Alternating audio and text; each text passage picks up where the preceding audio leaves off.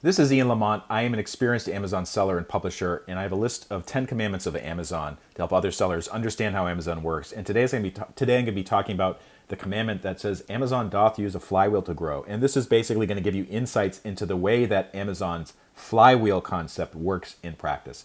So Jeff Bezos articulated this particular business model many years ago.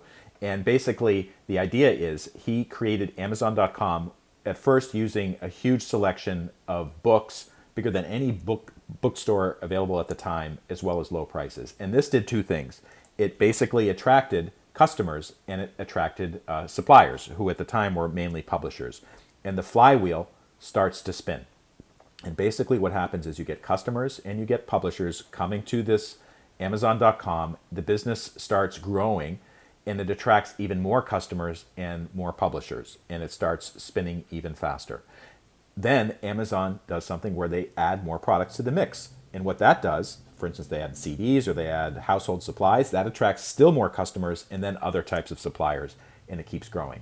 Now, this is the same as any retail operation. And in fact, the Sears and Roebuck's catalog from 1908, it basically had the same concept. It had a huge selection, and it attracted millions of people to Sears to order from Sears, and that grew the business to very, very large heights until the end of the 20th century, basically, when Amazon started to take over. But Jeff Bezos introduced another innovation, or a very particular innovation, which is different than the way that the other retail operations worked in the past.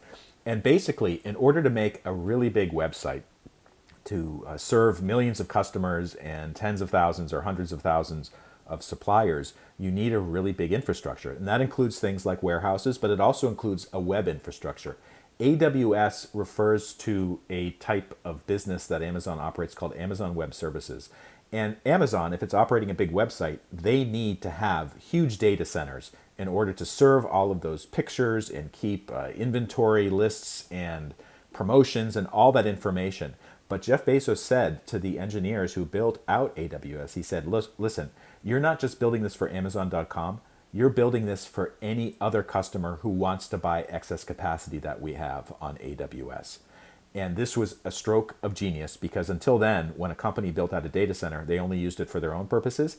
Now, AWS is actually available for other companies to use if they pay Amazon. And this started to attract new types of customers to Amazon, who are basically companies that didn't want to build out a data center, but they wanted someone to handle the nuts and bolts of hosting images or hosting certain types of storage infrastructure or building out data centers or whatever. So they paid Amazon to do that for them. So AWS actually started growing. It basically formed a flywheel of its own, and it attracted new types of customers, new types of profit, which were going to Amazon and spinning even further. I want to show you a chart which I think helps to explain the concept. This is Amazon versus US publishing revenue 2019 to present in billions of dollars. This blue line here, this is Amazon's growth since in the past 5 or 6 years. It's just been phenomenal, growing by billions of dollars every year, and a big chunk of that is AWS. In fact, in 2024, of the more than $600 billion in revenue Amazon posted for the year, more than $100 billion was from AWS, which basically started from nothing in the late 1990s. So they've grown it by huge amounts, and it's a huge part of their business. And the customers that they're serving aren't even kind of ordinary retail customers. There are other companies who will pay big money to use AWS. So this is Amazon's flywheel model. Think of AWS as but one kind of attached flywheel to the Amazon main flywheel, but there's other ones as well. Other types of infrastructure and logistics and freight services on the outskirts of the main flywheel that are growing by themselves, and they have other types of customers, and they enabled Amazon to become the giant that it is today. I hope this explanation helped. If it did, please be sure to like the video or leave a comment if you have a question, and I'll try to answer it as soon as I can. This is Ian Lamont signing off. Thank you so much for watching.